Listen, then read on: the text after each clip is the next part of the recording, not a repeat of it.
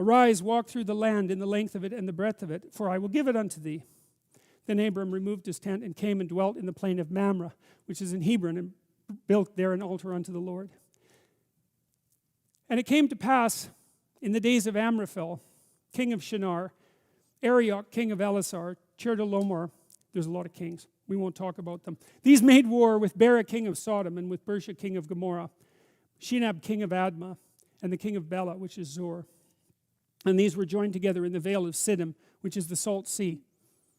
Now this is actually very much relevant, because you see, the vale of Siddim, which is the salt sea, is the farthest south you can go if south is down, because it's the Dead Sea, and the Dead Sea is the lowest place that there is. So what's happened is that there's chaos in the lowest place that there is. That's what this story says. And what happens to Lot is he gets tangled up in the chaos of the lowest place that there is.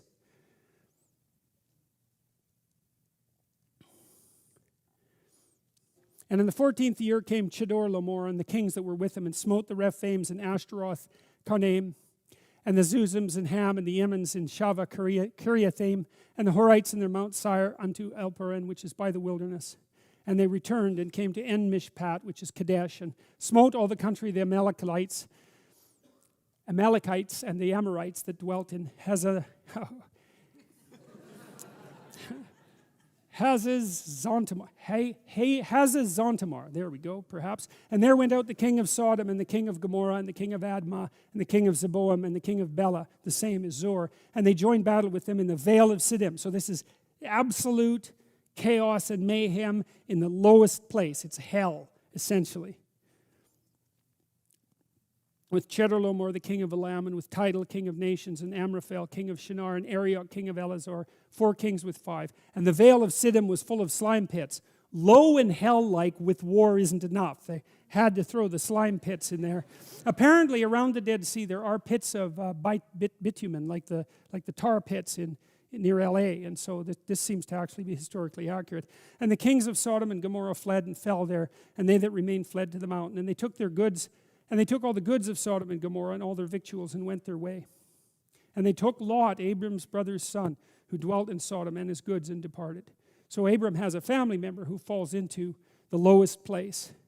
And there came one that had escaped and told Abram the Hebrew, for he dwelt in the plain of Mamre, the Amorite, brother of Eshcol, and brother of Aner, and these were confederate with Abram.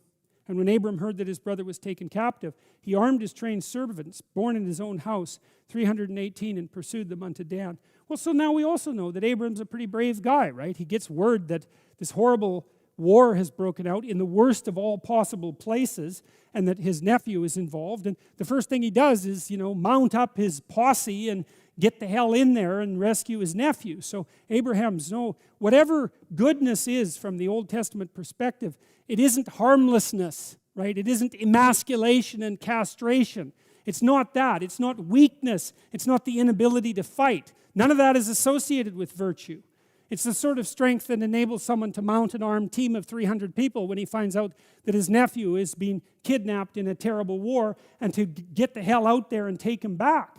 And so that's a call to it's a call to power, that not a kind of peaceful meekness.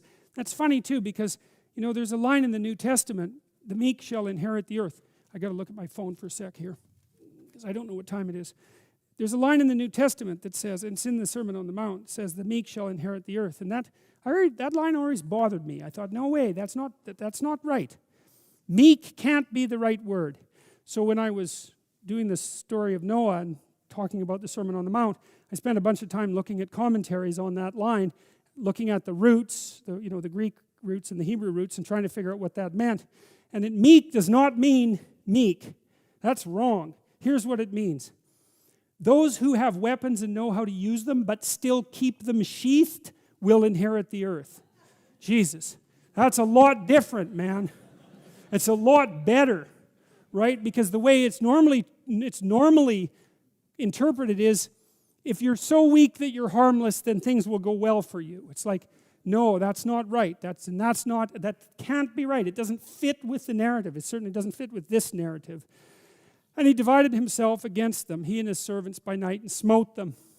and pursued them unto Hobah, which is on the left side of Damascus. And he brought back all the goods, and his brother Lot, and his goods, and the women also, and the people.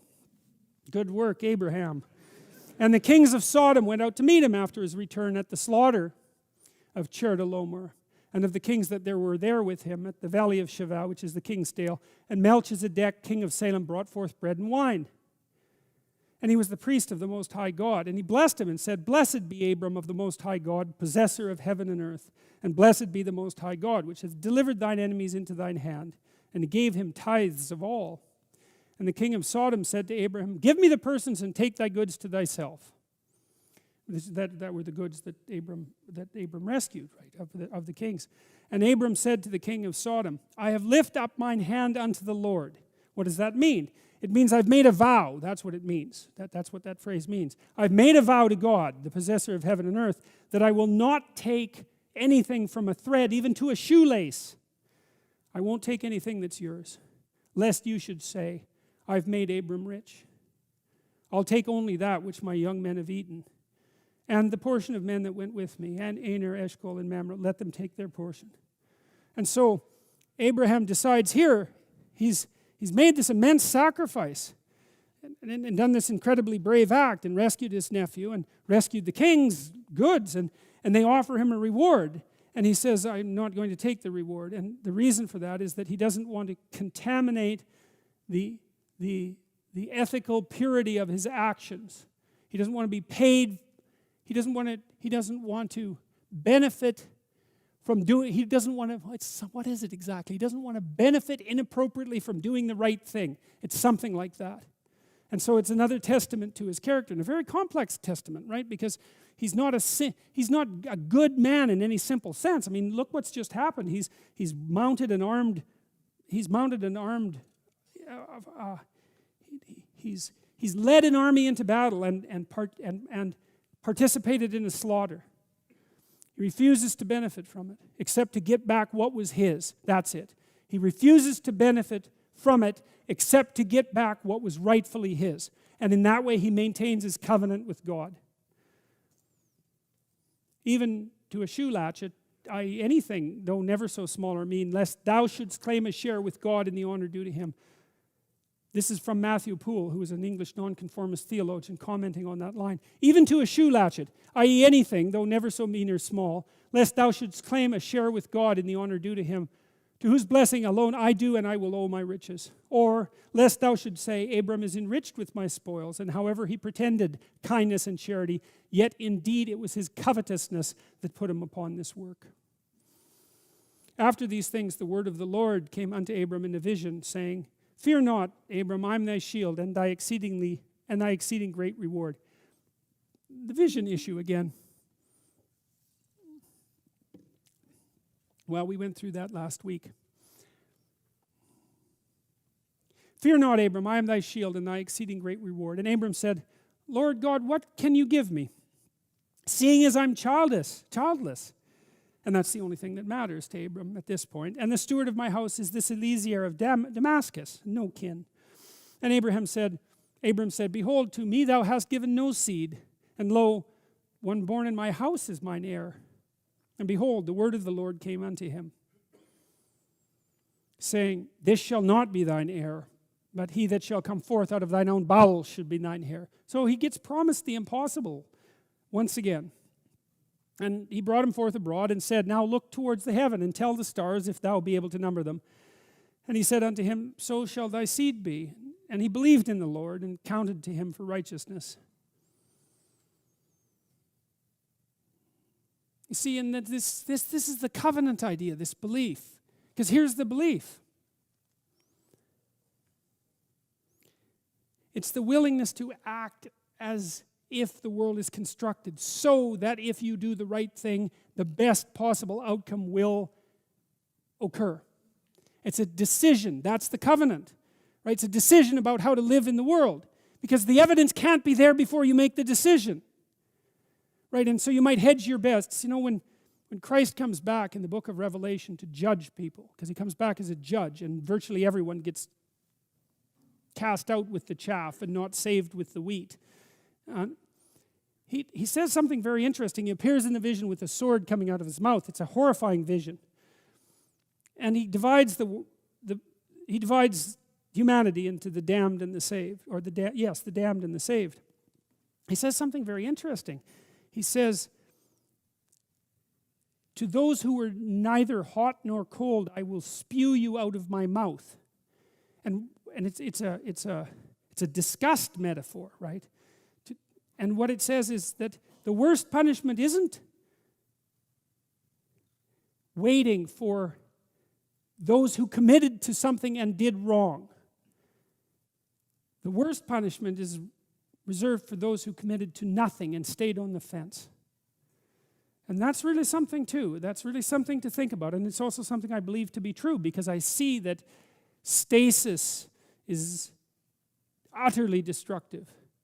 Because there's no progress, all there is movement backwards. There's aging and suffering and no progress. And so to not commit to anything is the worst of all transgressions. To commit means to put your body and soul into something. To offer your life as a sacrifice means that you're willing to make a bargain with fate. And the bargain is, I'm going to act as if I give it my all, then the best possible thing will happen because of that. And to not see the analogy between that and the act of faith in God is to misunderstand the story completely. And it has to be an act of faith, because how are you going to know? You can look at other people, but that isn't going to do it.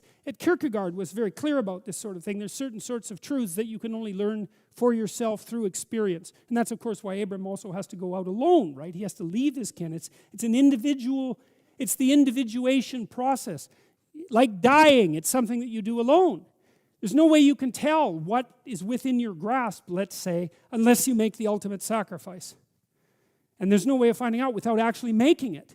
And so that's the sacrificial act, right? That's re-emphasized in the act of Abram being called upon to sacrifice Isaac. Think about that. It's Abram. He's been like breaking himself into pieces, trying to progress forward through starvation and tyranny and war and deceit and the potential loss of his wife and childlessness and like everything that can really befall you in some sense. And finally, God grants him Isaac when he's old. It's impossible. He gets Isaac, his son. And then what does God do next? Is say, well, you know that son that you've been waiting for so long? It's like, I'd like to see just exactly what you're made of, so I think you should offer him up as a sacrifice.